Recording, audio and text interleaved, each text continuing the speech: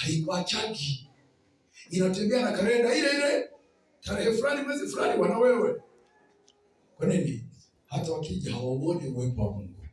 Nasema mafuta ya sifa yashuke juu ya kila mmoja wetu katika jina la Yesu.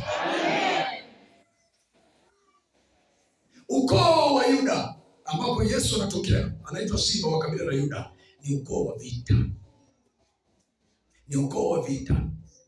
Lakini wana sifa nyingine, ni watu waliomsifu Mungu sana. Yeyote anayetaka uwe na nguvu za kiroho lazima, utasifu kana kwamba, ikifika kipindi cha kusifu unasema mlikuwa mmenichelewesha. Yeyote unayetamani kuona unashinda vita vya kiroho, sifa isikupite mbali.